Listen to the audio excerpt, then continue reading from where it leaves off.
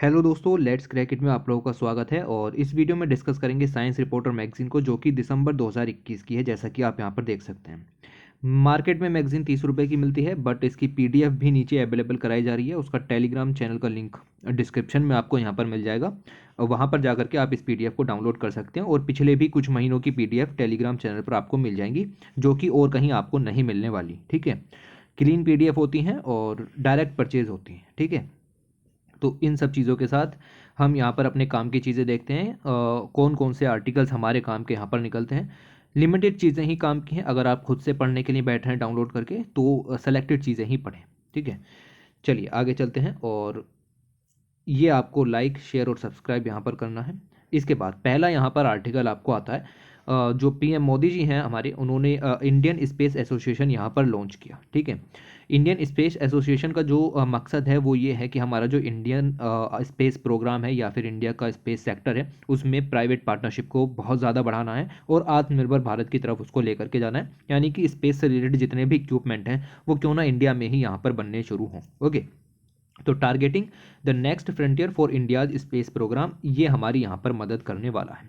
India के space programme की बात करें तो बहुत सालों से यहाँ पर उभरा है। पहला हमने यहाँ पर, अगर आप देखें, साउंडिंग रॉकेट छोड़ा था नाइक अपाची 1963 में। फिर हमने इसरो यहाँ पर बनाया और इसरो ने वर्ल्ड क्लास टेक्नोलॉजी हमें यहाँ पर प्रोवाइड की।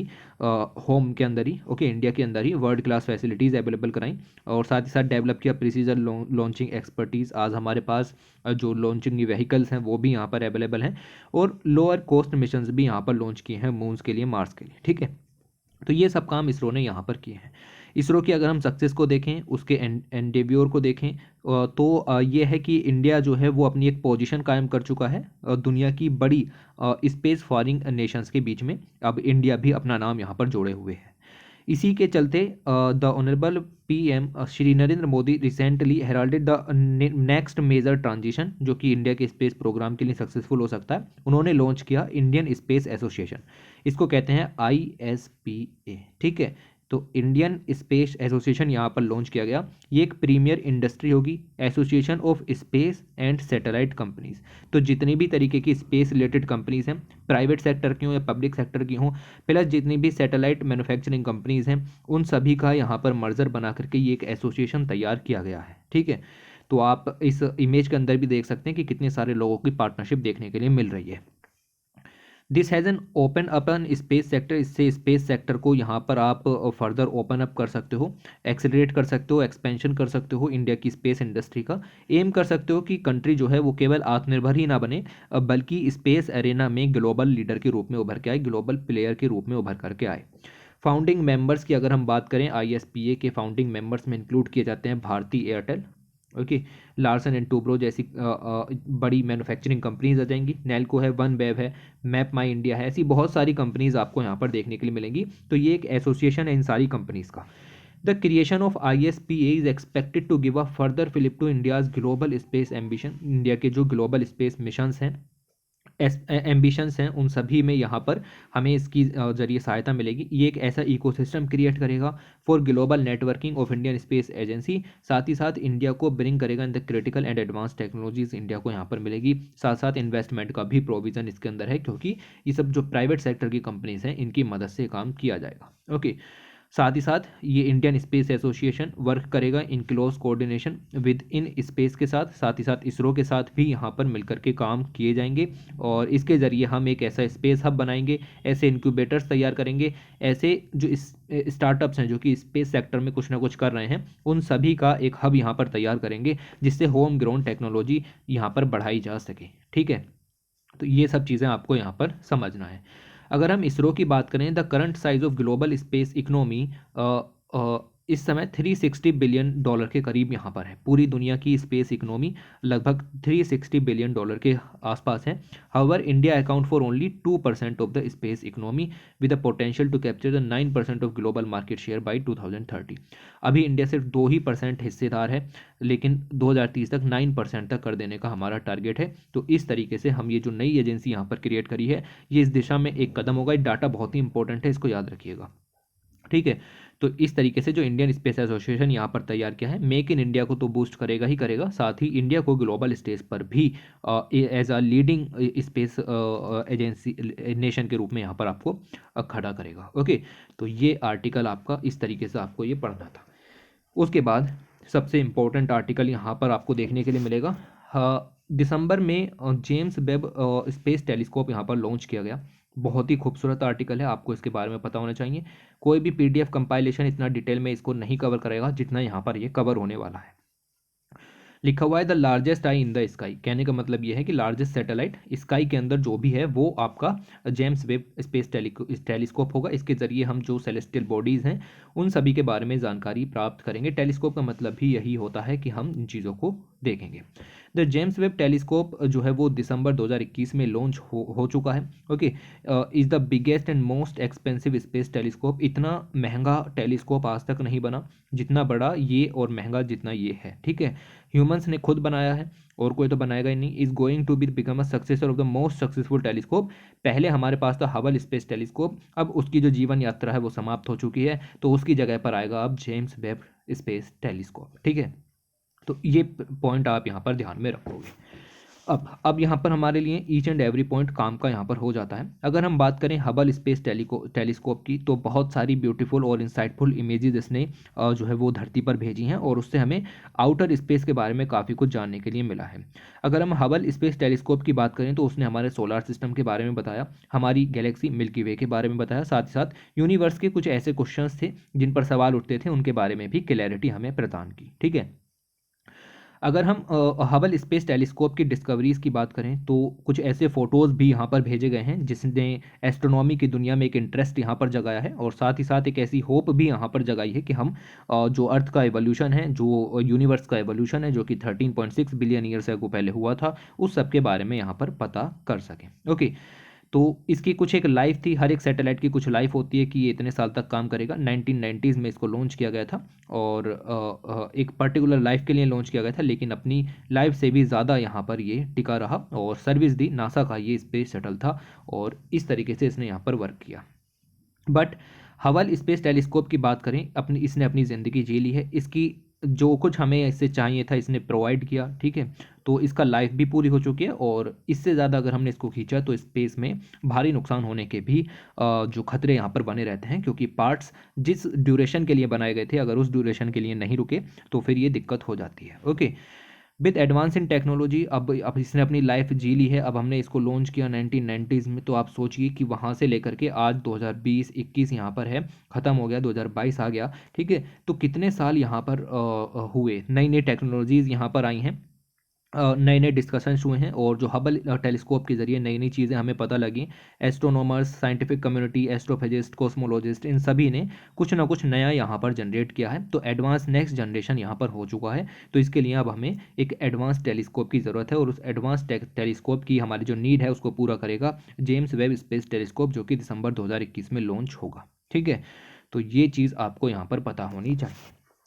अगर हम बात करें कि जेम्स वेब जो आपका टेलीस्कोप है ये किसने यहाँ पर तैयार किया है, तो ये तैयार किया गया है by NASA, European space agency and Canadian space agency. PT का डायरेक्ट क्वेश्चन है कि निम्नलिखित में से कौन सी एजेंसी ने मिलकर के इसको यहाँ पर तैयार किया, तो 3 एजेंसीज हैं, इसरो इसके अंदर इन्वॉल्व नहीं है। ठीक है, तो आपको ऑप्शन में देगा तो वहाँ पर आप कर दोगे। इसका एम समझना बहुत ज़रूरी है, मैंने देखा कहीं लिखा हुआ भी नहीं था आराम से। ठीक है, उन्होंने लिखा कि जस्ट स्टार फॉर्मिंग प्रोसेस को देखने के लिए, बट उससे भी अच्छी चीज़ें यहाँ पर आपको मिलेंगी। Its aim is to look at our universe in the infrared light. याद रखना कि ये इंफ्रारेड रीजन में हमारा आपका ये हमारा जो टेलीस्कोप है ये इंफ्रारेड रीजन में यूनिवर्स को लुक करेगा। इंफ्रारेड रीजन में देखने का मतलब ये है कि जब आपकी जो वेवलेंथ है वो बहुत ही ज़्यादा लॉन्ग हो जाती है, ओके, आपकी जो वेवलेंथ है वो लॉन्ग हो जाती है, तब आप इंफ्रारेड रीजन में पहुंच जाते हो और उस समय आपके पास ऐसे टेलीस्कोप होने चाहिए जो कि इंफ्रारेड लाइट को भी जो है वो डिटेक्ट कर सकें कि ये कहाँ से आ रही है, जिसके ज़रिए हमें चीज़ें पता लगें। ओके, साथ ही साथ ये भी देखेगा कि फर्स्ट जनरेशन स्टार, जो सबसे पहले स्टार बने थे, गैलेक्सीज बनी थी, वो किस तरीके से फॉर्म हुई, और बहुत सारे अनआंसवर्ड क्वेश्चंस भी यहाँ पर हमें बताएगा। ठीक है, तो ये चीज़ें हमें यहाँ पर पता लगी। और आप देखें कि एक और इम्पोर्टेंट पॉइंट निकलता है कि जो आपका ये टेलीस्कोप है, James Webb telescope is a unique example of unparalleled origami. देखिए ये इतना बड़ा है कि इसको स्पेस में भेजने के लिए हमारे पास कोई भी इक्विपमेंट नहीं था, तो हमने इसको जस्ट फोल्ड करके, ठीक है, इस टेलीस्कोप को फोल्ड किया, लाइक ओरिगेमी आप यहाँ पर बनाते हो उस तरीके की इंजीनियरिंग टेक्नोलॉजी का यूज़ करके हमने इसको आउटर स्पेस में भेजा है, ठीक है। तो मोस्ट एक्सपेंसिव इसी वजह से हो गया क्योंकि इसको फोल्ड करके ऊपर भेजने की ज़रूरत हमें यहाँ पर पड़ी। अगर हम पुराने हबल टेलीस्कोप की बात करें और जेम्स वेब टेलीस्कोप की बात करें तो दोनों में डिफरेंस यहाँ पर है। जो जेम्स वेब टेलीस्कोप है ये मेनली डिज़ाइन किया गया है कि हम बहुत डीप में चले जाएं स्पेस के, ठीक है, हम यूनिवर्स की बहुत डीप चीज़ों को यहाँ पर मापने की कोशिश करेंगे, deeper into distant space to observe the first generation space. जो स्टार्स हैं, गैलेक्सीज हैं, उनको यहाँ पर नापने की बात हो रही है। मैंने बताया कि यूनिवर्स लगभग 13.5 बिलियन ईयर्स एगो यहाँ पर हुआ, किस तरीके से क्लाउड की फॉर्मेशन हुई, किस तरीके से स्टार्स बने, प्लैनेट्स बने, इन सब की जानकारी हमें यहाँ पर जेम्स वेब टेलीस्कोप यहाँ पर प्रोवाइड करेगा। अगर हम जेम्स वेब टेलीस्कोप के बिग प्राइमरी मिरर की बात करें, लगभग 6.5 मीटर का यहाँ पर इसको लगाया गया है, जबकि अगर हम यहाँ पर देखें तो हबल का कितना था, 2.4 मीटर, ठीक है। तो आप समझ सकते हैं लगभग 3 गुना से ज़्यादा, सॉरी 2 गुना से ज़्यादा आपका जो ये मिरर है वो यहाँ पर लगाया गया है। ये एक इंपॉर्टेंट पॉइंट यहाँ पर हो जाता है, ओके। दूसरा इंपॉर्टेंट पॉइंट पीटी के हिसाब से ये हो जाता है कि आपका जो जेम्स वेब टेलीस्कोप है ये ऑपरेट करेगा इन L2 पॉइंट। L2 पॉइंट का मतलब है एक लैग्रांजे पॉइंट है जहाँ पर दो सेलेस्टियल बॉडीज़ की ग्रेविटी जीरो हो जाती है, ऐसे पॉइंट्स को लैग्रांजे पॉइंट्स कहते हैं। और ये लैग्रांजे पॉइंट, इसको अलग अलग नाम दिए गए हैं, L1 L2, तो ऐसा ही एक पॉइंट है L2 जो कि पृथ्वी से 15 लाख किलोमीटर है, ओके। तो जेम्स वेब टेलीस्कोप जो है वो आपका पृथ्वी से 15 लाख किलोमीटर की दूरी पर स्थित होगा, जबकि जो आपका हबल स्पेस टेलीस्कोप था ये एक अर्थ ऑर्बिटिंग स्पेस टेलीस्कोप था, ज़्यादा दूरी पर नहीं था, लगभग ऐसे ही था। अभी हम डिस्कस करेंगे आगे, ठीक है, डाटा सब ऐसे ही रहता है, ओके। तो ये चीज़ आप यहाँ पर समझो कि ये काफ़ी दूर होगा और लगभग 15 लाख किलोमीटर के करीब यहाँ पर होगा, ओके। जो आपका जेम्स वेब स्पेस टेलीस्कोप है ये एक फुल्ली डेडिकेटेड है स्पेस टेलीस्कोप, और ये इंफ्रारेड लाइट में यहाँ पर देखेगा, ठीक है। मैंने बताया इंफ्रारेड लाइट रीजन में मतलब जिन भी सेलेस्टियल बॉडीज से इंफ्रारेड लाइट आती है उन सारी सेलेस्टियल बॉडीज़ को ये मापने का काम करेगा। जबकि जो आपका हबल स्पेस टेलीस्कोप था ये आपका विजिबल लाइट को, जिसकी वेवलेंथ और भी कम होती है, और साथ ही साथ नियर इंफ्रारेड, पूरी इंफ्रारेड नहीं, नियर इंफ्रारेड लाइट को यहाँ पर मापने की कोशिश करेगा, ओके। तो ये चीज़ आप यहाँ पर ध्यान में रखोगे। इसके साथ साथ जो आपका हबल स्पेस टेलीस्कोप है उसने बहुत सारे साइंटिफिक पब्लिकेशंस हमें यहाँ पर प्रोवाइड किए। ऐसा ही हम उम्मीद करते हैं कि जेम्स वेब टेलीस्कोप भी यहाँ पर यही सब काम करेगा। Proving universe in infrared light, इसको यहाँ पर डिस्कस करने की कोशिश करते हैं। और जैसा कि बताया गया कि जेम्स वेब जो है वो आपका L2 पॉइंट्स पर यहाँ पर जाएगा, जो कि 15 लाख किलोमीटर, मैंने बताया कि इतनी दूरी पर आपका L2 पॉइंट यहाँ पर होते हैं, और इतनी दूरी पर आपका जेम्स वेब टेलीस्कोप होगा। हम इंफ्रारेड लाइट को परसीव करते हैं एज हीट। ये इनविजिबल होती है, हमारी आंखों को दिखाई नहीं देती है, लेकिन हम इसकी जो हीट है उसको फील कर सकते हैं और उस हीट के ज़रिए ही यहाँ पर डिटेक्ट किया जाता है, ओके। अब मुझे इसको समझाना पड़ेगा, तो इसको थोड़ा सा क्लियर करने के लिए ये इलेक्ट्रोमैग्नेटिक स्पेक्ट्रम थोड़ा सा समझ लेते हैं, ठीक है। ये एक इलेक्ट्रोमैग्नेटिक स्पेक्ट्रम है। आपको पता है कि गामा रेज हैं, इनकी जो वेवलेंथ है वो बहुत ही कम होती है, लेकिन इनकी जो आप देख सकते हैं कि फ्रीक्वेंसी है वो काफ़ी ज़्यादा होती है। ऐसे ही रेडियो वेव्स लास्ट में आती हैं, इनकी जो वेवलेंथ है वो काफ़ी बड़ी होती है।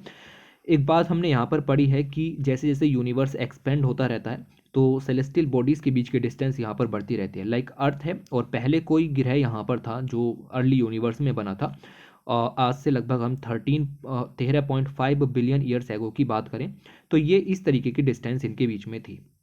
यहाँ से एक वेवलेंथ आती थी और हम यहाँ पर कहते थे कि वो वेवलेंथ शॉर्ट वेवलेंथ है क्योंकि डिस्टेंस बहुत ही कम है, और हम उसको कह सकते थे कि भाई यहाँ से गामा रेज निकल रही हैं या फिर एक्स रेज निकल रही हैं, ओके। हम ये कह सकते थे क्योंकि शॉर्ट वेव्स निकलेंगी तो यही इसका मतलब निकल करके आएगा।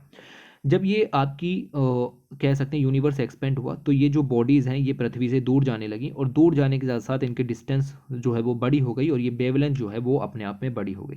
अब वेवलेंथ यहाँ पर बड़ी हो गई तो बड़ी होने के साथ साथ आप देखोगे कि अब गामा और एक्सरे यहाँ पर प्रोड्यूस नहीं होंगे, अब प्रोड्यूस होंगे अब हाई वेवलेंथ वाले जो रेडिएशन स्पेक्ट्रम है वो यहाँ पर होगा। तो अभी अगर हम बात करें कि इंफ्रारेड की, तो इंफ्रारेड का भी अच्छा खासा जो लेंथ होती है, वेवलेंथ, वो देखने के लिए मिलेगी। तो इस समय सेलेस्टियल बॉडीज़ जो कि काफ़ी पुरानी थी वो रिलीज़ करती हैं इंफ्रारेड और स्पेक्ट्रम को। ओके, तो हमें ऐसे सब टेलीस्कोप्स की ज़रूरत है जो इंफ्रारेड को माप सके, ताकि हम फर्स्ट जनरेशन स्टार को देख सकें, जो कि अब यूनिवर्स एक्सपेंशन के कारण काफ़ी दूर हो गए हैं। एक बात ध्यान रखिएगा कि शॉर्ट वेवलेंथ से लॉन्ग वेवलेंथ की तरफ को जब आपकी प्रक्रिया होती है तो इसको कहा जाता है रेड शिफ्ट। रेड शिफ्ट क्यों कहा जाता है? क्योंकि विजिबल स्पेक्ट्रम में हम रेड की तरफ को शिफ्ट हो रहे हैं, इसकी वजह से इसको रेड शिफ्ट कहा जाता है। तो जैसे जैसे यूनिवर्स एक्सपेंड होता है आपकी वेवलेंथ रेड शिफ्ट होने लगती है। ओके, तो जब आप पृथ्वी से किसी चीज़ को ऑब्जर्व करोगे तो आपको वो और ज़्यादा दूर जाती हुई दिखेगी, और उससे आने वाला जो स्पेक्ट्रम होगा वो आपका गामा एक्सरे से बढ़ करके इंफ्रारेड विजिबल की तरफ को हो जाएगा। ठीक है, तो ये चीज़ें आप थोड़ी सी समझिए। जो हबल स्पेस था वो आपका, आप देख सकते हो कि विजिबल लाइट को देख सकता था, और साथ ही साथ कुछ हद तक, बहुत ही छोटा, बहुत ही माइन्यूट हद तक इंफ्रारेड को भी देख सकता था। लेकिन जो जेम्स वेब टेलीस्कोप होगा अब वो हमारा यहाँ पर इंफ्रारेड को ही पूरा मापेगा, और इस रीज़न के लिए हमने ये तैयार किया है। इसीलिए जो बॉडीज़ हैं जो बहुत दूर पहुँच चुकी हैं उनके लिए जेम्स वेब काफ़ी हेल्पफुल हो सकता है। कुछ बॉडीज़ और होंगी जो और भी दूर पहुँच चुकी होंगी, उनके लिए हम स्पिट्ज़र स्पेस टेलीस्कोप का यूज़ यहाँ पर करेंगे। इसका भी अभी निर्माण यहाँ पर चल रहा है। ठीक है, तो ये चीज़ आप यहाँ पर देखो कि ये इस तरीके से आपका काम होगा। ओके, तो यही सब चीज़ें जो मैंने आपको बताया वो यहाँ पर लिखी हुई हैं। आपका जो जेम्स वेब टेलीस्कोप है ये किस चीज़ की, मतलब हर चीज़ की जो बिगिनिंग थी उससे शुरुआत होगी। लाइक फर्स्ट जनरेशन स्टार हैं, यूनिवर्स किस तरीके से बना, बिग बैंग किस तरीके से हुआ, उन चीज़ों के ऊपर फोकस होगा। फिर मैंने आपको रेड शिफ्ट का कंसेप्ट भी यहाँ पर समझाया, ये सेम चीज़ें यहाँ पर लिखी हुई हैं। देयरफॉर रेड शिफ्ट का मतलब मैंने आपको समझा दिया वैसे तो, पर मैं एक लाइन में आपको क्लियर कर देता हूँ। जैसे जैसे यूनिवर्स एक्सपेंड हो रहा है आपकी जो सेलेस्टियल बॉडीज़ हैं उनके बीच की डिस्टेंस बढ़ती चली जा रही है। लाइक अर्थ और किसी ग्रह के बीच की डिस्टेंस यहाँ पर बढ़ गई है। तो अब जो आपका स्पेक्ट्रम है वो आपका जो स्पेक्ट्रम है उसकी वेवलेंथ यहाँ पर बढ़ने लगती है, और वेवलेंथ बढ़ने का मतलब है कि डिस्टेंस बढ़ रही तो वेवलेंथ यहाँ पर बढ़ने लगेगी। ठीक है, तो जैसे जैसे वेवलेंथ बढ़ेगी आप विजिबल लाइट स्पेक्ट्रम के अंदर रेड की तरफ को जाने लगोगे, और इसीलिए हम इसको यहाँ पर कहते हैं कि ये रेड शिफ्ट देखने के लिए मिल रहा है। और जब ये रेड शिफ्ट यहाँ पर होगा तो हमें उतना ही ज़्यादा ऐसा टेलीस्कोप चाहिए होगा जो कि हाई वेवलेंथ को भी यहाँ पर जो है वो डिटेक्ट कर सके, और इसीलिए हमने जेम्स वेब टेलीस्कोप यहाँ पर एज एन इंटीग्रल पार्ट तैयार किया। ओके, तो ये चीज़ें आपको पता होनी चाहिए कि किस तरीके से काम चला। ओके, समझ में आया होगा। अगर नहीं आया है तो एक बार वीडियो को दोबारा से 10 मिनट पीछे करके देखिएगा।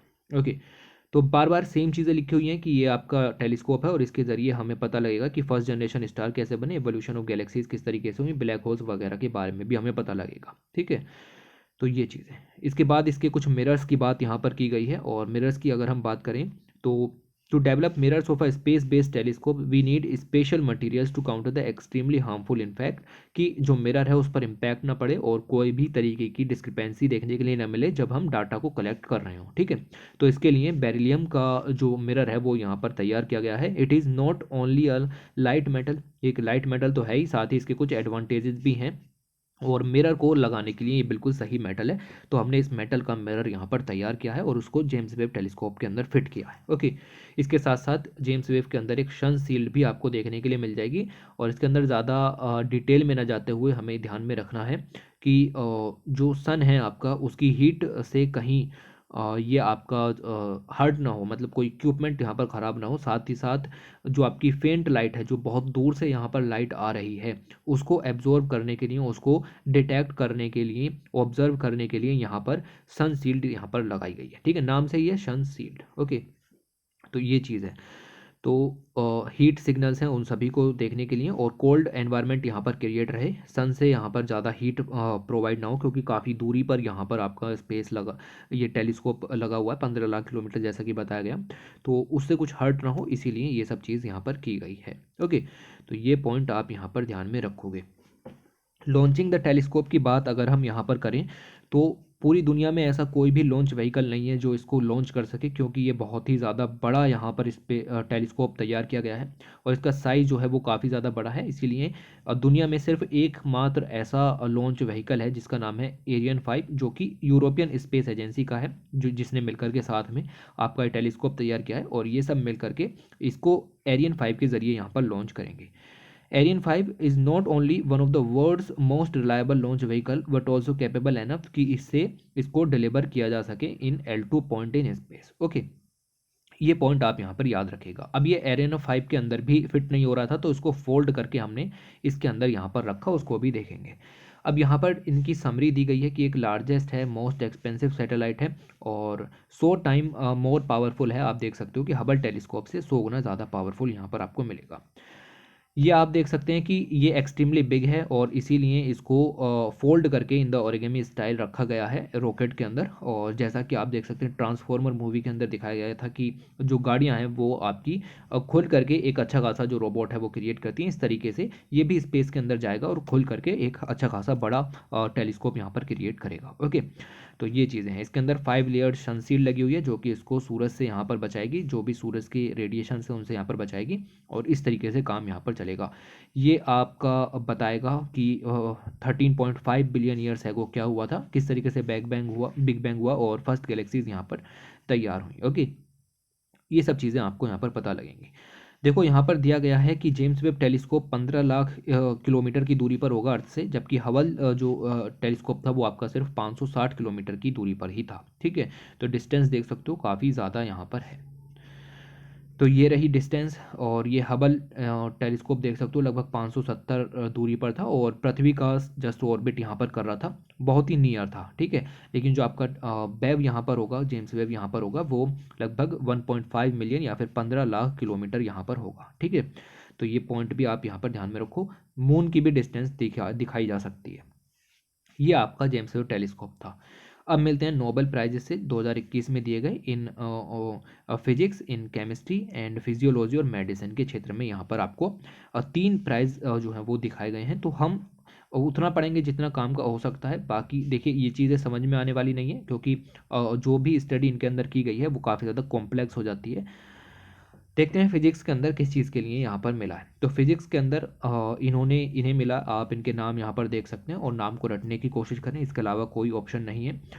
इन्होंने क्या किया, इन्होंने अटेम्प्ट किए टू डीमिस्टिफाई कॉम्प्लेक्स इनएग्मेटिक प्रोसेसेस। किस चीज़ की बात हो रही है?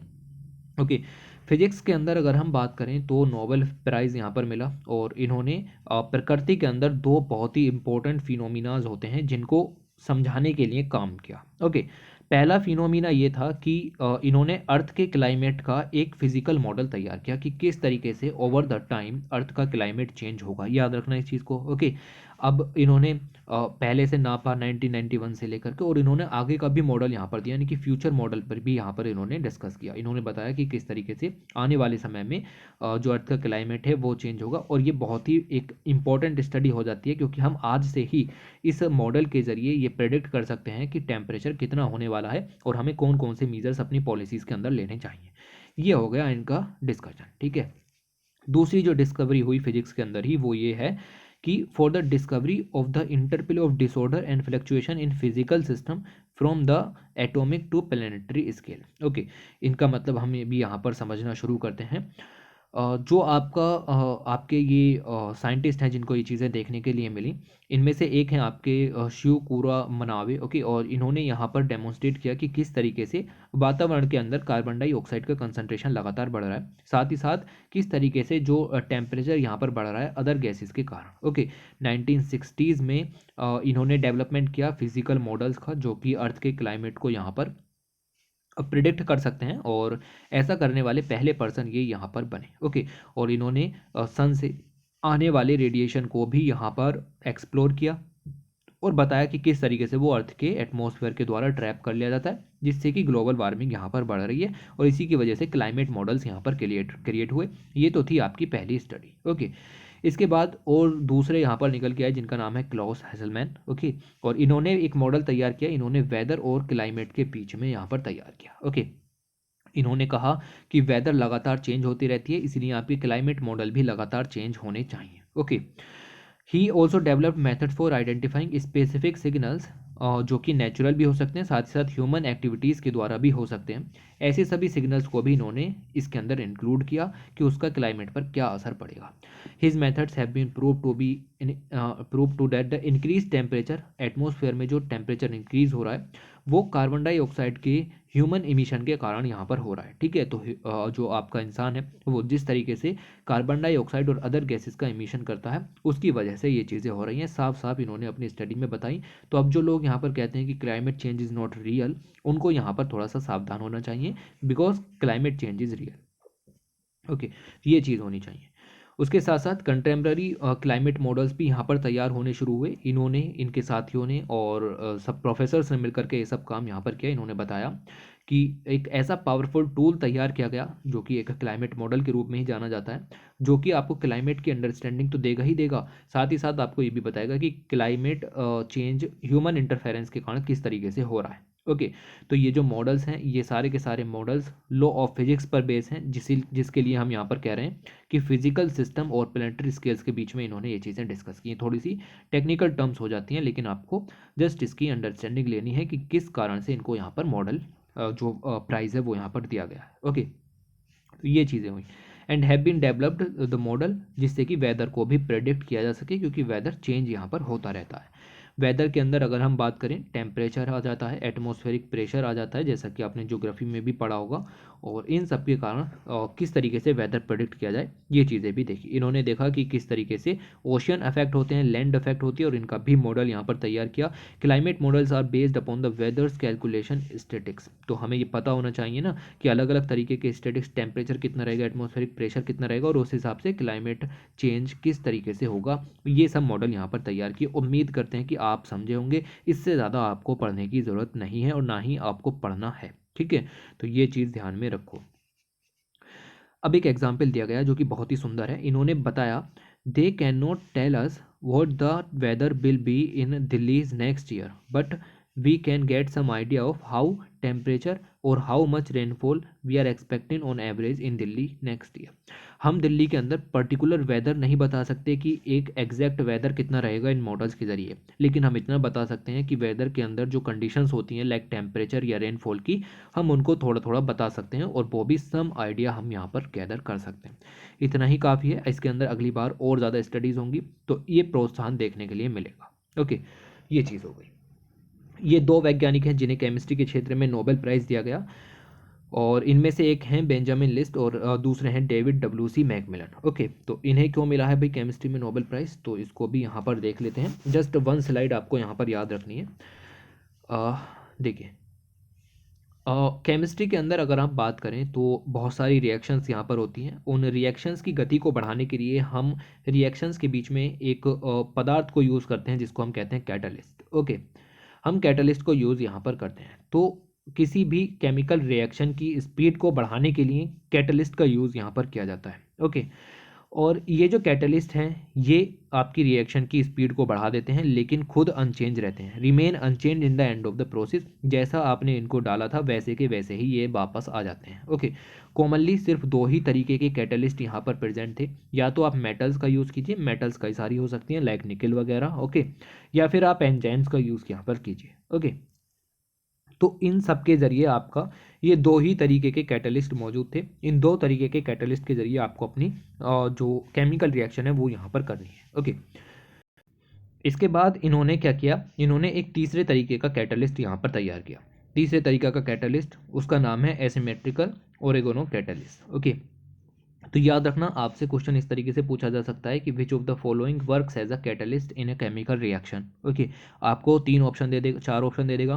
पहला लिखेगा मेटल्स, एंजाइम्स, प्रोटीन्स और एसिमेट्रिकल ओरेगोनो कैटलिस्ट। ओके, तो ये आपको देखना है कि अब जो आपका ऑप्शन है वो हो जाता है प्रोटीन वाला गलत, क्योंकि मेटल्स हैं, एंजाइम्स हैं, और ये आपका AO, इसको इन शॉर्ट यहाँ पर कहेंगे। ठीक है, ये आपका वर्क करेगा एज अ कैटलिस्ट। तो इतना पॉइंट आपको यहाँ पर ध्यान रखना था, बाकी मुझे नहीं लगता इसके बारे में पूछा जाएगा। ओके, तो ये चीज़ आपको यहाँ पर मिली कि हम ऐसी कुछ सेलेक्टेड कैटालिटिक रिएक्शंस हैं जिनमें इस कैटलिस्ट का प्रयोग कर सकते हैं, और इस तरीके से आप जो स्पीड है स्पीड है रिएक्शन, ओके, उसको यहाँ पर बढ़ा सकते हैं।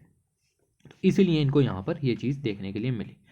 इतना आपको बेसिक आइडिया होना चाहिए कि भाई क्यों, किसको क्यों मिल रहा है। ठीक है, फिर अगर हम बात करते हैं मेडिसिन के क्षेत्र में, तो मेडिसिन के क्षेत्र में भी आपको यहाँ पर नोबेल प्राइज़ देखने के लिए मिलेगा, और ये दो शख्स हैं जिनका एक का नाम है डेविड जूलियस और दूसरे का नाम है आपको मिलेगा आर्डेम पेटापुटियन। ओके, इनको यहाँ पर नोबेल पुरस्कार जो है वो दिया गया। किस लिए?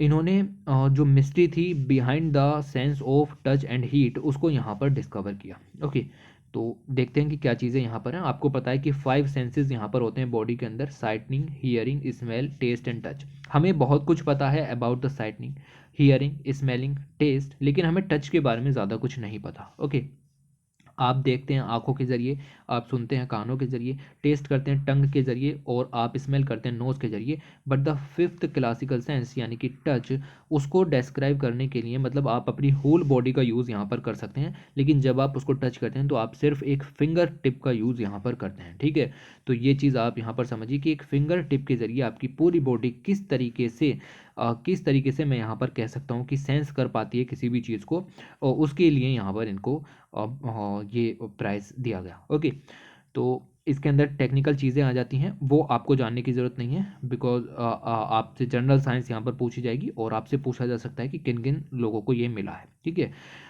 डिटेल में इसमें नहीं जाएंगे क्योंकि ये चीज़ें बहुत ज़्यादा बायोलॉजिकल डीप में हो जाती हैं। Okay, tactical perception is just one component of the body and brain somatosensory system, इन सबको यहाँ पर यूज़ किया गया कि किस तरीके से टेम्परेचर, पेन, बॉडी पोजीशन किस तरीके से फील यहाँ पर होते हैं। ये देख सकते हो आप कितनी भारी चीज़ें यहाँ पर हैं। इन्होंने मिर्च का यूज़ यहाँ पर किया और इसके ज़रिए इन्होंने, क्योंकि आप देखो कि आपके अगर हाथ मिर्च के हो रहे होते हैं, ठीक है, तो अगर आप टच करते हो तो अपने पूरे शरीर में यहाँ पर मिर्चें लगनी शुरू हो जाती हैं। ओके, तो वो किस तरीके से होता है उस सबको भी डिस्कस यहाँ पर किया गया है। ये हमारे काम का बिल्कुल भी नहीं है। ओके, इमेज देख सकते हो बट कोई भी दिक्कत नहीं है। उसके बाद बात करते हैं आगे, लिखा हुआ है Ig Nobels Nobel prize. Ig Nobel Nobel prizes का मतलब यहाँ पर होता है एक अलग तरीके की संस्था यहाँ पर तैयार हुई है जो कि नोबेल प्राइज़ यहाँ पर देने का काम करती है। आज तक नहीं पढ़ा गया था, ये नई चीज़ें निकल करके आई। जस्ट 2 मिनट के अंदर पूरी स्लाइड को रिवाइज करेंगे।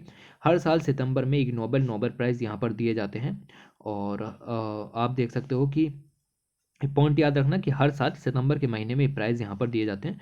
क्रिएट किए गए थे 1991 में बाई मार्क अब्राहम्स के द्वारा, जो कि एक मैगजीन के एडिटर यहाँ पर हैं। ओके, और ये क्या है कि ऐसी अचीवमेंट्स को अवार्ड देते हैं, ऐसी अचीवमेंट्स को एक नोबेल प्राइज़ दिए जाते हैं जो कि पहले लोगों को हंसाते हैं लेकिन फिर उन्हें सोचने पर मजबूर कर देते हैं। मतलब लोग जिन चीज़ों को देख करके पहले हंसते हैं कि ये कोई बेकार मतलब आप स्टडी होगी या फिर किसी तरीके का जो बेकार अचीवमेंट है, ठीक है, उसके ऊपर पहले हंसते हैं, फिर उनको ये सोचने पर मजबूर कर देती है। ऐसी सभी जो थ्योरीज़ हैं या फिर जो अचीवमेंट्स हैं उन सबको सम्मान देने का काम ये कमेटी यहाँ पर करती है। हर साल अवार्ड की सेरेमनी हार्वर्ड यूनिवर्सिटी के अंदर जो है वो दी जाती है और प्राइज़ दिया जाता है 6 कैटेगरीज, तो वही जो नोबेल प्राइज़ दिए जाते हैं जिन कैटेगरीज में। उसके अलावा ये देखो आप public health, engineering, biology, interdisciplinary research, बहुत सारे सब्जेक्ट्स में यहाँ पर अवार्ड भी दिए जाते हैं ये वाले। ठीक है, तो ये चीज़ आप यहाँ पर ध्यान में रखो और ये चीज़ें हैं। अच्छा, ये जो आपके इग्नोबल नोबेल प्राइजेस हैं इनको कुछ नहीं, इनको नोबेल साइड भी यहाँ पर कहा जाता है, यानी कि नोबेल प्राइजेस के साइड में जो अवार्ड यहाँ पर दे दिए जाते हैं उनको इग्नोबल नोबेल प्राइज़ यहाँ पर कहा जाता है। ओके, इसके अंदर हमें ज़्यादा डिटेल में जाने की ज़रूरत नहीं है। उसके बाद आप देखेंगे कि शांति स्वरूप भटनागर प्राइज़ यहाँ पर दिए गए, SSB इन शॉर्ट कहते हैं, और साइंटिफिक टेक्नोलॉजीज़ बहुत सारी यहाँ पर हैं, उनके लिए ये सब प्राइज़ यहाँ पर दिए गए। सारे के सारे अवार्ड हमारे काम के नहीं हैं, लेकिन 1-2 पॉइंट इन अवार्ड्स में काम का हो जाता है तो उसको हमें यहाँ पर देखना पड़ेगा। अगर हम बात करें कि शांति स्वरूप भटनागर प्राइज़ हैं क्या, तो 1957 से ये अवार्ड यहाँ पर दिए जा रहे हैं in the memory of doctor Shanti Swarup Bhatnagar जो उनकी लिए ये अवार्ड यहाँ पर दिए जाते हैं, उनको ऑनर करने के लिए अवार्ड दिए जाते हैं। ये फाउंडिंग डायरेक्टर थे council of scientific and industrial research के। तो हर साल ये अवार्ड दिया जाता है कि आपने ह्यूमन नॉलेज और प्रोग्रेस का यूज़ करके क्या क्या कंट्रीब्यूशन सोसाइटी के लिए किए हैं, उन सभी को देखते हुए अवार्ड दिए जाते हैं। कोई भी सिटीज़न हो अगर वो साइंस के फील्ड और साइंस एंड टेक्नोलॉजी के फील्ड में रिसर्च में एंगेज है तो उसको ये अवार्ड दिया जाता है, और उसकी एज जो है वो 45 साल से ज़्यादा होनी चाहिए और इसी वजह से वो अवार्ड के लिए नॉमिनेट किया जाता है। Okay, person with overseas citizen of India, साथ ही साथ पर्सनस ऑफ इंडियन ओरिजिन जो कि इंडिया में वर्क कर रहे हैं वो भी इसके लिए एलिजिबल हैं। इसके अंदर एक प्राइज़ दिया जाता है, सिटेशन दी जाती है, साथ ही साथ 5 लाख रुपीज़ का कैश रिवॉर्ड भी यहाँ पर दिया जाता है। ओके, तो बहुत सारे लोगों को दिया जाता है, बट सबका काम नहीं है, एक दो हमारे काम के यहाँ पर हो जाते हैं, लेकिन इन क्षेत्रों में ये सब चीज़ें दी जाती हैं। ओके, इसको आप एक बार पढ़िएगा। इसमें बहुत डिटेल में चीज़ें दी गई हैं कि भाई ये कैसे कैसे काम करता है। फिर से ये ऐसा ही है जैसे कि मेडिसिन का आपको जो नोबेल प्राइज़ है वो यहाँ पर नहीं पढ़ना, ऐसे ही ये सारी चीज़ें भी आपको यहाँ पर नहीं पढ़नी है, ठीक है। ये बहुत टेक्निकल चीज़ें हैं, ये आपके काम की नहीं है, ठीक है। मैथमेटिकल साइंस में मिला है रैंडमनेस ऑफ नंबर थ्योरी, आपको पता है ये सब चीज़ें काम की नहीं। एक काम का हो जाता है हमारे ये वाला, ठीक है। इनको मिला है इन्होंने कोल से क्या किया, कार्बन क्वांटम डॉट्स तैयार किए, साथ ही साथ नैनो डायमंड्स भी इन्होंने यहाँ पर तैयार किए। तो अब हमें पता होना चाहिए कि what is carbon quantum dots. Okay, तो कोल से तैयार किए हैं। देखिए होता क्या है कि इंडिया में जितना भी पावर जनरेशन यहाँ पर होता है उसका लगभग 70% कोल के ज़रिए ही यहाँ पर आता है। साथ ही साथ जब आप कोल को जलाते हो तो ग्रीन हाउस गैसेज भी यहाँ पर बढ़ती हैं, लाइक कार्बन डाइऑक्साइड का जनरेशन यहाँ पर होता है। ओके, तो कोल के कारण जो पोल्यूशन है वो यहाँ पर हर साल होता है और जिससे कई सारी डेथ्स देखने के लिए मिलती हैं। इन रिसेंट ईयर अगर हम बात करें तो काफ़ी सारी टेक्नोलॉजीज डेवलप की गई हैं जिससे कि कोल को फेज आउट किया जा सके, कोल को ख़त्म किया जा सके। फॉर इंस्टेंस अगर हम बात करें कार्बोनेशियस नेचर का, यानी कि जो उस पीरियड में निकल करके आया कोल, ऐसा कोल जो यहाँ पर इंडिया के अंदर यूज़ किया जाता है, उस कोल का यूज़ करें तो उसमें आपका एक नई टेक्नोलॉजी निकल कर गई जिसका नाम है कार्बन क्वांटम डॉट्स। इंडिया में जो कोल यूज़ किया जाता है उसमें सल्फ़र की मात्रा काफ़ी ज़्यादा होती है, इसलिए हम उसको जलाने के लिए यूज़ नहीं कर सकते, वरना वातावरण में भारी मात्रा में सल्फ़र यहाँ पर प्रोड्यूस हो जाएगी। तो उसके लिए अल्टरनेटिव टेक्नोलॉजीज़ की ज़रूरत होती है और ऐसी ही एक टेक्नोलॉजी कार्बन क्वांटम डॉट्स का यूज़ यहाँ पर किया गया। तो इस कोल से कार्बन क्वांटम डॉट बनाने की तकनीक इन्होंने डिस्कवर की और इसके लिए इनको ये अवार्ड यहाँ पर दिया गया। कार्बन क्वांटम डॉट्स एक यूनिक टेक्नोजेनिक कार्बन नैनो मटेरियल्स हैं। ओके, इनका साइज़ भी आप देख सकते हैं 10 नैनोमीटर से कम का होता है, याद रखना नैनो टेक्नोलॉजी के क्षेत्र में ये चीज़ें डिस्कवर की गई हैं। ओके, और साथ ही साथ ये स्फेरिकल हैं with carbon crystal lattice. Okay, तो इस तरीके का कोई लैटिस यहाँ पर होता है और इसके बीच में आप देख सकते हैं कि कार्बन के जो स्फेरिकल डॉट्स हैं वो यहाँ पर आपको मिल जाएंगे और ये पूरी की पूरी संरचना आप देख सकते हैं कि आपकी CQD के नाम से जानी जाती है, यानी कि कार्बन क्वांटम डॉट्स के रूप में जानी जाती है। ओके, तो ये सब काम यहाँ पर चल रहे हैं। अगर हम बात करें इंडिया की, तो इंडिया का कोल जो है वो पावर जनरेशन के लिए बिल्कुल भी उपयुक्त नहीं है और लो क्वालिटी का कोल इंडिया में प्रोड्यूस होता है और साथ ही साथ उसमें सल्फ़र कंटेंट भी ज़्यादा होता है। हाउएवर वी लेटर फाउंड, यानी कि जो साइंटिस्ट हैं इन्होंने यहाँ पर फाउंड किया कि सल्फ़र की प्रेजेंस के कारण एक एडवांटेज भी हमें देखने के लिए मिल रहा है। हम उसको पावर एप्लीकेशन में यूज़ नहीं कर सकते, लेकिन हम इसका यूज़ कर सकते हैं for fragmenting these coal particles, making the production of CQD easier. Okay, तो इससे क्या है कि सल्फ़र ज़्यादा होने से जो क्वांटम डॉट्स हैं वो बनाना आसान यहाँ पर हो जाता है, ठीक है। तो ये चीज़ हमें इन्होंने यहाँ पर बताई। उसके साथ साथ अगर हम आगे करें तो जो आपके क्वांटम डॉट्स यहाँ पर तैयार होंगे उनकी बायोबिलिटी की भी यहाँ पर चेक की जाएगी। We found them to be safe, हमने मतलब इनको जब बनाया गया उनको सेफ़ भी पाया गया ताकि हम बहुत सारी जगह पर यानी एनवायरमेंटली और बायोलॉजिकली डोमेन्स में इनको यहाँ पर यूज़ कर सकें। QOD बेसिकली जो है वो मेडिकल रिसर्च के अंदर यूज़ किए जाएंगे। इनकी अपनी एक फ्लोरेसेंस नेचर यहाँ पर होती है, मतलब ये एक तरीके के ऐसे जो लेयर क्रिएट हो जाती है, एक इस तरीके की लेयर क्रिएट हो जाती है जो कि चमकती है। ओके, ये फ्लोरेसेंस जो प्रॉपर्टी है इसका मतलब ये है कि ये शाइन करती है अंधेरे के अंदर, ठीक है। तो हम इस प्रॉपर्टी का यूज़ करके जो है वो सेल बायोलॉजी एप्लीकेशन के अंदर या फिर कैंसर सेल्स को डिटेक्ट करने के अंदर, बायो इमेजिंग के अंदर इसको यूज़ कर सकते हैं। साथ ही साथ इसका एक सस्टेनेबल यूटिलाइजेशन भी आपको देखने के लिए मिलेगा कि हम जो है वो इसको मेडिकल रिसर्च के अंदर काफ़ी ज़्यादा यूज़ कर सकते हैं और इससे क्या है कि आपका जो कोल है वो भी यहाँ पर ख़त्म हो जाएगा, जो कि सरकार को चिंता है, ठीक है। तो ये काफ़ी इंपॉर्टेंट डिस्कवरी यहाँ पर आपको पता होनी चाहिए और ये एक पूरी तरीका है, प्रक्रिया है और इस प्रक्रिया में आप देख सकते हैं कि लो ग्रेड कोल का यूज़ यहाँ पर किया गया। कोल से हमने एक ऐसा मटेरियल यहाँ पर तैयार किया, देख सकते हो आप यहाँ पर, जो कि चमक रहा है और इस चमकते हुए मटेरियल को जब इंजेक्ट किया जाता है किसी भी बायोलॉजिकल आप कह सकते हो कि किसी भी जीव के अंदर, तो वो उस पर्टिकुलर जगह पर साइन होता है और अगर हमें कोई भी चीज़ डिटेक्ट करनी है तो शरीर के अंदर एक रोशनी क्रिएट हो जाती है और चीज़ें हमें दिखने लगती हैं। ओके, तो ये बायो सेंसिंग, बायो इमेजिंग एक सिंपल टेक्नोलॉजी के रूप में यहाँ पर इसको डिस्कवर किया गया है। उसके अलावा अगर हम बात करें तो मेडिकल साइंसेज के अंदर भी शांति स्वरूप भटनागर प्राइज़ यहाँ पर दिया गया, और इन्होंने ये बताया कि किस तरीके से हम प्रिवेंट कर सकते हैं या फिर कंट्रोल कर सकते हैं हार्ट डिजीज़ को और डायबिटीज़ के केसेस को। ओके, तो ज़्यादा खूबसूरत आर्टिकल नहीं है, लेकिन फिर भी हम इस चीज़ को यहाँ पर देख सकते हैं। ये वर्क कर रहे थे कि किस तरीके से डेवलपमेंट किया जाए या फिर इम्प्लीमेंटेशन किया जाए या एवोल्यूशन किया जाए कॉम्प्लेक्स पब्लिक हेल्थ इंटरवेंशंस का। ओके, कार्डियोवैस्कुलर रिस्क रिडक्शन किस तरीके से किया जाए, साथ ही साथ इन्होंने ये भी पता किया कि बहुत सारी जगहों पर कार्डियोवैस्कुलर रिस्क जो है रिडक्शन प्रोग्राम्स हैं उनमें कौन कौन से और सुधार यहाँ पर किए जा सकते हैं, उसके बारे में भी इन्होंने यहाँ पर डिस्कस किया। नॉट सो इम्पोर्टेंट, हमारे पास इससे बेहतरीन चीज़ें भी यहाँ पर नीति आयोग के द्वारा रिलीज़ की गई रिपोर्ट्स में मिल जाती हैं। ओके, ये हैं, इन्होंने अफोर्डेबल मेडिकल डिवाइसेस यहाँ पर तैयार की। डिवाइसेस आपको एक भी याद नहीं रखनी, ना ही कुछ और याद रखना है इस स्लाइड से, जस्ट ऑब्जर्व करें कि ऐसी कुछ डिवाइसेस जो कि मेडिकल क्षेत्र के अंदर अफोर्डेबल हो सकती हैं, उनको यहाँ पर इन्होंने डिस्कवर किया।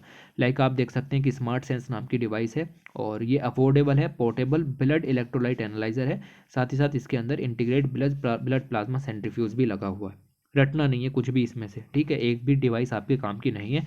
ऐसी और भी दी गई थी 70+, मैंने सारी इग्नोर मार दी क्योंकि पता है कि एक भी काम की नहीं है। इसके अलावा ये सारी जो हाईलाइट की हैं ये एक एक डिवाइस है। ओके, इसके अलावा बात करते हैं low cost and hazard residence house for the nation. हुआ क्या था, मई 2019 के अंदर अगर हम बात करें, एक साइक्लोन आया था, इसका नाम था साइक्लोन फैनी। उड़ीसा में यहाँ पर आया था और इसकी जो स्पीड थी लगभग 175 किलोमीटर पर घंटा की स्पीड थी, बहुत तेज़ स्पीड थी। बहुत सारे घर हैं यहाँ पर जो है वो ख़त्म हो गए, लेकिन कुछ घर थे जो कि CSIR के अंदर central building research institute Roorkee के द्वारा तैयार किए गए थे, उन घर पर कोई भी फर्क यहाँ पर नहीं पड़ा।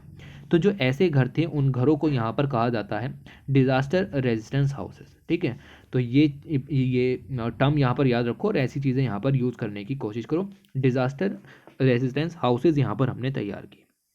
अब ऐसे कुछ ही घर यहाँ पर बनाए गए थे, तो अब इस आर्टिकल के अंदर लिखा गया है कि हम ऐसे और घर बनाएंगे। ठीक है, तो जस्ट आपको इतना आइडिया यहाँ पर याद रखना था कि ये चीज़ें भी आपको जब आप डिज़ास्टर रिलेटेड और उसके अंदर मिटिगेशन प्रोग्राम की बात यहाँ पर कर रहे हो या फिर डिज़ास्टर से किस तरीके से बच सकता है, कोई भी डिज़ास्टर हो सकता है। ओके, डिज़ास्टर मैनेजमेंट आपके सिलेबस में एक पूरा टॉपिक है, तो उसके अंदर आप ये जो है वो पॉइंट आप अपने नोट्स के अंदर इंक्लूड कीजिएगा कि हाँ ऐसा काम किया जा सकता है।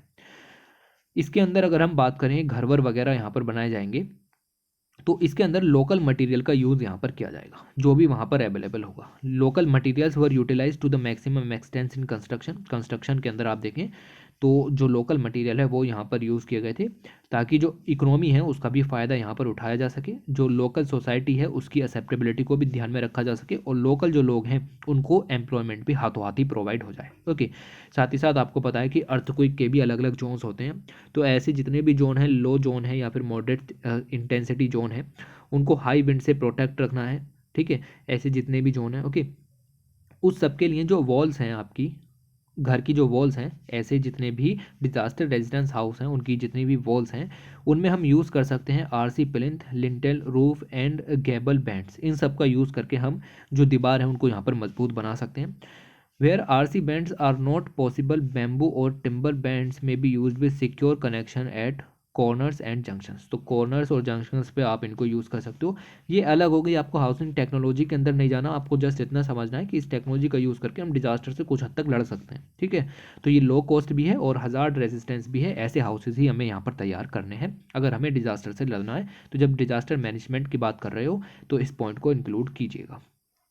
उसके साथ साथ एक एजेंसी निकल के आई, एक बेसिकली ग्रुप है, आप कह सकते हो कि एक NGO यहाँ पर है जिसका नाम है टेराफिल, TERAFIL। ओके, नाम याद रखने की ज़रूरत नहीं है। ठीक है, बट जब आप बात कर रहे हो पोर्टेबल वाटर को प्रोवाइड कराने की, प्योर ड्रिंकिंग वाटर को प्रोवाइड कराने की आपके जल जीवन मिशन के साथ, तो उसमें ये आपकी एजेंसी है, ये सामने आई और इसने एक तरीके के कंटेनर तैयार किए जो कि आपके नाम से जाने जाते हैं Terafil, a low cost technology to purify water. इसने वाटर को प्योरीफाई करने की एक लो कॉस्ट टेक्नोलॉजी यहाँ पर तैयार की। साइंटिस्ट ने एक्सप्लेन किया, डेमोस्ट्रेट किया कि ये किस तरीके से प्योरीफाई करती है, सरफेस वाटर को भी प्योरीफाई करेगी और ग्राउंड वाटर को भी प्योरीफाई करेगी, वो भी मिनिमम कॉस्ट पर। ठीक है, तो ये सारे पॉइंट आपको यहाँ पर ध्यान में रखने हैं, जस्ट इतना ही पढ़ना था। इमेज देख सकते हैं कि इस तरीके का एक कंटेनर यूज़ करके ये वाटर को प्योरीफाई करने का काम करते हैं। ठीक है, ये पॉइंट आपको यहाँ पर पता होने चाहिए था। इसके बाद आगे चलते हैं और कुछ और छोटी छोटी सी खबरें यहाँ पर निकल के आई, लाइक कुछ लोगों ने मिलकर, कुछ साइंटिस्ट ने मिलकर के यहाँ पर आप एक यूनिक टेक्नोलॉजी तैयार की है जो कि हाइड्रोजन का डायरेक्ट जनरेशन कर सकती है एग्रीकल्चर रेसिड्यू से। एग्रीकल्चर रेसिड्यू की भारी प्रॉब्लम है, स्टबल बर्निंग की प्रॉब्लम भी देखने के लिए मिलती है उसके वजह से। तो हम क्या कर सकते हैं कि इस रेसिड्यू को आप जला करके या फिर किसी तरीके से आप इसको साइंटिफिक टेक्नोलॉजी के जरिए हाइड्रोजन में कन्वर्ट कर लो। और हाइड्रोजन की डिमांड आपको पता ही है, इंडिया ने नेशनल हाइड्रोजन मिशन चलाया हुआ है, हाइड्रोजन तो हमें चाहिए, ठीक है। तो ये काफ़ी अच्छी टेक्नोलॉजी यहाँ पर हो सकती है और अग्रकार रिसर्च इंस्टीट्यूट पुणे के द्वारा ये चीज़ें यहाँ पर डेवलप की गई हैं। याद नहीं रखना, बस याद रखो कि ऐसी टेक्नोलॉजी का यूज़ करके आप एग्रीकल्चर रेसिड्यू को यूज़ कर सकते हो। उसके अलावा बायोमेडिकल वेस्ट का आप किस तरीके से उसको हैंडल करो। पेंडेमिक है, बहुत सारा बायोमेडिकल वेस्ट जनरेट हो रहा है, सिरिंजेस वगैरह हैं, बॉटल्स वगैरह हैं, उन सबको किस तरीके से टैकल किया जाए उसके ऊपर आर्टिकल आपको देखने के लिए मिलेगा। बहुत सारी चीज़ें दी गई हैं, थोड़ी थोड़ी सी देखते हैं कि क्या चीज़ें यहाँ पर दी गई हैं। अगर हम बात करें ह्यूमंस की, तो हम हर तरीके का वेस्ट जनरेट करते हैं। 2020 की बात करें तो पूरी दुनिया में लगभग 53.6 मिलियन का ई वेस्ट जनरेट हुआ। याद रखना, ई वेस्ट की बात कर रहे हैं, ई वेस्ट जनरेट हुआ और उसमें से सिर्फ 17% ही रिसाइकिल यहाँ पर हुआ। पूरी दुनिया में सबसे ज़्यादा ई वेस्ट चाइना जनरेट करता है, यूएसए जनरेट करता है और तीसरे नंबर पर इंडिया भी यहाँ पर आपका जनरेट करता है। ओके, इसके साथ साथ ग्लोबल मेडिकल वेस्ट की अगर हम बात करें, यानी बायोलॉजिकल वेस्ट की बात करें, तो उसका मार्केट भी लगातार बढ़ा है और उम्मीद है कि 2023 तक लगभग $16 बिलियन का मार्केट क्रिएट हो जाएगा, क्योंकि कोविड-19 के कारण ये सारी चीज़ें यहाँ पर बढ़ी हैं। ये चीज़ें यहाँ पर लिखी हुई थी जो कि मैंने आपको पढ़ी। अब ये वेस्ट जनरेट हो रहा है, इसका मतलब ये है कि इसका प्रॉपर ट्रीटमेंट भी यहाँ पर होना चाहिए ताकि अर्थ को भी नुकसान ना पहुँचे, इकोलॉजी को भी नुकसान ना पहुँचे और ह्यूमैनिटी को भी सेव रखा जा सके। ओके, तो इंटरनेशनली अगर हम बात करें ऐसे बायोमेडिकल वेस्ट को रोकने के लिए, WHO ने सबसे पहले काम जो किया वो किया 1983 में, और इसने कहा कि भाई हम जो है वो बायोमेडिकल वेस्ट को यहाँ पर साफ़ करेंगे। ओके, ये सब काम इन्होंने यहाँ पर करने शुरू किए। लेटर जो है वो 1988 में यूएस की एजेंसी है जिसका नाम है एनवायरमेंटल प्रोटेक्शन एजेंसी, USEPA, इसने एक जो है वो आप कह सकते हैं कि एक्ट यहाँ पर पेश किया जिसका नाम है US Congress formulate medical waste tackling act. Okay, आपको ये बिल्कुल भी याद नहीं रखना, ठीक है, क्योंकि ये यूएसए का एक्ट है, बट इन्होंने ऐसा कुछ किया।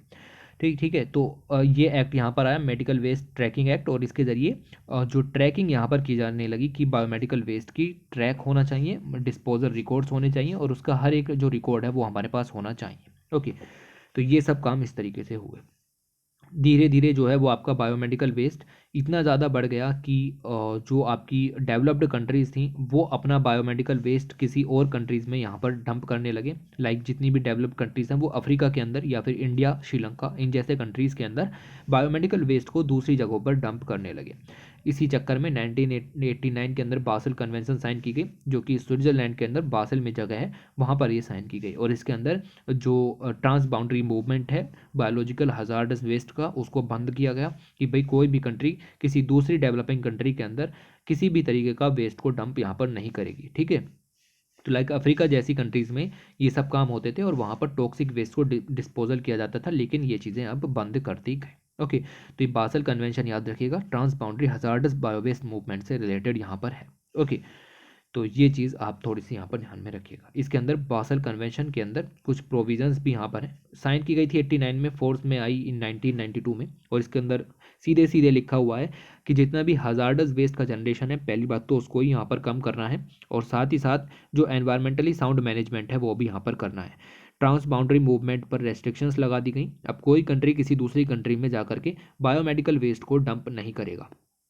एक रेगुलेटरी सिस्टम यहाँ पर जो है वो जोड़ा गया जिससे कि ट्रांस बाउंड्री मूवमेंट्स के केसेस को देखा जा सके, और एक ऐसा मूवमेंट, मतलब एक regulatory system applying to the cases where bio transboundary movements are permissible. कुछ हद तक ये चीज़ें जो है वो किसी तरीके के रूल्स के ज़रिए जो कि बासल कन्वेंशन के अंदर है उसके ज़रिए अगर सिचुएशन क्रिएट होती है किसी तरीके की तो हम ये काम कर भी सकते हैं, लेकिन उसके लिए परमिशंस और पूरी जो मीटिंग है वो सब एक सिस्टम यहाँ पर तैयार किया गया है। ओके, जस्ट इतना याद रखो कि ट्रांस बाउंड्री मूवमेंट्स को रोकने का काम बासल कन्वेंशन के अंदर में यहाँ पर है।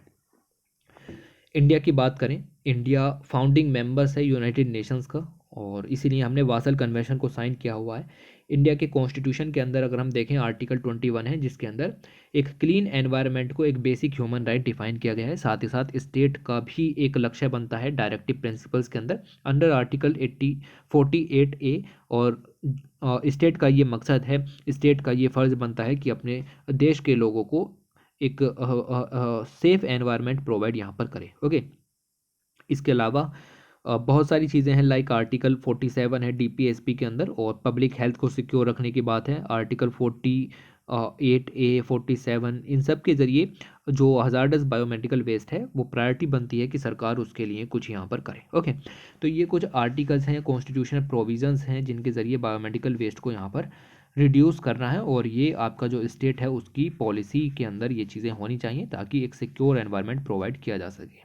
ऑलराइट, इसके अलावा अगर हम बात करें, ये सब चीज़ें देखते हुए ministry of environment, forest and climate change के द्वारा नोटिफिकेशन जारी किया गया और अलग अलग तरीके के बायोमेडिकल वेस्ट उनको डिफाइन किया गया 1998 के अंदर।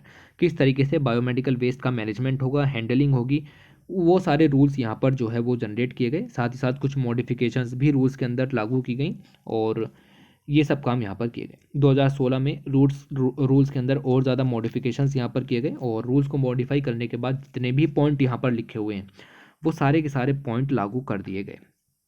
कुछ पॉइंट यहाँ पर पढ़ने की कोशिश करते हैं जिससे आपको समझ में आए कि क्या चीज़ें यहाँ पर हो रही हैं। द रूल्स को एक्सपेंड कर दिया गया कि बायोमेडिकल वेस्ट के अंदर vaccination sites, blood donation, surgical camps और किसी भी हेल्थ केयर एक्टिविटीज से रिलेटेड मटेरियल भी इंक्लूड किया जाएगा। पहले क्या था कि सिर्फ हॉस्पिटल से निकला हुआ मटेरियल ही यूज़ किया जाता था। अलग अलग जगहों पर जो vaccination site, camps, donation camps यहाँ पर लगाए जाते हैं वो सब यहाँ पर इंक्लूड नहीं थे, इनको इंक्लूड किया गया। ओके, जितने भी क्लोरीनेटेड प्लास्टिक बैग्स थे, ग्लव्स थे या फिर ब्लड बैग्स थे, उनको 2 साल से ज़्यादा आप यहाँ पर यूज़ नहीं करोगे, उनको फेज आउट यहाँ पर किया गया। ठीक है, उसके साथ साथ WHO के द्वारा बहुत सारी चीज़ें हैं जो कि प्रेस्क्राइब्ड मैनर में रिलीज़ की गई, उनके हिसाब से आपका लेबोरेटरी बेस्ड ट्रीटमेंट होना चाहिए। Okay, provide health care workers को ट्रेनिंग प्रोवाइड की गई कि किस तरीके से आप टच करोगे एक बायोमेडिकल वेस्ट को और उसको किस तरीके से आप डिस्पोज करने का काम करोगे। बारकोड सिस्टम भी लॉन्च किया गया, और जो मेजर एक्सीडेंट हैं related to the biomedical waste उनको रिपोर्ट करने का भी काम यहाँ पर किया गया। ओके, बहुत सारे ऐसे इंसिनरेटर्स थे जहाँ पर बायोमेडिकल वेस्ट को आपका ट्रीटमेंट किया जाना था, उनकी भी रेगुलर मॉनिटरिंग की बात यहाँ पर की गई। उसके साथ साथ अगर आप देखें तो जो आपकी ऑथराइजेशन प्रोसेस थी बायोमेडिकल वेस्ट से रिलेटेड उसको भी सिंप्लीफाई किया गया ताकि जल्दी से जल्दी ट्रीटमेंट यहाँ पर किया जा सके। ऐसे सब काम यहाँ पर आपके किए गए। ओके, तो ये पॉइंट आप यहाँ पर ध्यान में रखोगे। उसके साथ साथ इंडिया के अंदर सेंटर और स्टेट के जो पोल्यूशन कंट्रोल बोर्ड्स थे उन्होंने भी अपनी अपनी पर्टिकुलर गाइडलाइंस रिलीज़ की कि किस तरीके से बायो वेस्ट के डिस्पोजल को रेगुलेट किया जाए, और कोविड-19 के बाद ये चीज़ें और ज़्यादा बढ़ी हैं। सेंट्रल पोल्यूशन कंट्रोल बोर्ड की बात करें, उन्होंने तो अपना एक मोबाइल ऐप भी लॉन्च किया है जिसका नाम है कोविड-19 BWM। ओके, कि बायोमेडिकल वेस्ट की मॉनिटरिंग की जाए। साथ ही साथ बायोमेडिकल वेस्ट को ट्रीट करने के लिए 4 अलग अलग तरीके के बॉक्सेस भी रिलीज़ किए गए हैं, जिनमें कि ब्लू बॉक्स है, येलो बॉक्स है, रेड बॉक्स है और वाइट बॉक्स है। अलग अलग बॉक्स में अलग अलग चीज़ें यहाँ पर डालने की बात की गई है। तो कांच का जितना भी सामान है वो एक बॉक्स में जाएगा, प्लास्टिक का जितना भी सामान है वो एक बॉक्स में जाएगा, related to biomedical only. Okay, तो ये चीज़ें यहाँ पर आपकी हैं। ये जो आपका ऐप तैयार किया गया है ये देखेगा कि कलेक्शन कितना हो रहा है, ट्रांसपोर्टेशन कहाँ पर पहुँचा है और बायोमेडिकल फैसिलिटीज़ कैसी हैं। सारी की सारी जो बायोमेडिकल वेस्ट मैनेजमेंट फैसिलिटीज़ हैं उनको रजिस्टर करना भी ज़रूरी है इस ऐप के ऊपर ताकि उनका पोटेंशियल यूज़ किया जा सके। ओके, बाकी कुछ और कॉन्स्टिट्यूशनल प्रोविजंस दिए गए हैं कि एक फंडामेंटल ड्यूटी है सिटीज़न की कि वो अपने एनवायरनमेंट को प्रोटेक्ट रखे, और उसके लिए बायोमेडिकल वेस्ट को आप सोर्स सेग्रीगेशन के ज़रिए भी मजबूत कर सकते हैं। ओके, तो ये सब चीज़ें यहाँ पर डिस्कस की गई हैं। ये हमारी इस वीडियो की लास्ट स्लाइड है और इससे ज़्यादा इसमें कुछ भी पढ़ने का नहीं है। पूरी मैगज़ीन कवर कर ली गई है। अगर आपको लगता है कि कुछ और चीज़ें काम की हैं तो आप नीचे से PDF डाउनलोड कीजिए और उसको देखिए, आपको पता चलेगा कि और चीज़ें काम की नहीं थी। हाँ, 2 पेजेस वहाँ पर थे जहाँ पर क्वेश्चंस दिए गए थे, उन क्वेश्चंस को आपको पढ़ना है और ये काम मैं आप पर छोड़ता हूँ। वो क्वेश्चंस नोबेल प्राइजेस के ऊपर थे और आंसर भी उसी मैगज़ीन के अंदर दिए गए हैं, तो काफ़ी ज़्यादा ईजी हो जाती हैं ये चीज़ें। ओके, लगभग 15 क्वेश्चन दिए गए हैं, वो 15 क्वेश्चन नोबेल प्राइज़ से रिलेटेड सोल्व कीजिए। पूरी हिस्ट्री नोबेल प्राइज़ की उन 15 क्वेश्चंस में क्लियर हो जाएगी। मैं यहाँ पर नहीं करा रहा क्योंकि वो एक बहुत ही छोटी चीज़ है, आप खुद से भी कर सकते हैं और ये चीज़ें ज़्यादा हो जाती हैं और सिर्फ हमने देखा कि 54-55 मिनट में ये पूरी मैगज़ीन यहाँ पर ख़त्म हो चुकी है और इससे ज़्यादा टाइम आपको इस मैगज़ीन को नहीं देना था। ठीक है, चलिए वीडियो को एंड करता हूँ और अगर वीडियो पसंद आई है तो लाइक कीजिए, शेयर कीजिए और सब्सक्राइब भी कीजिए और खुद से ही कर दिया करो। ठीक है, thanks for watching, take care.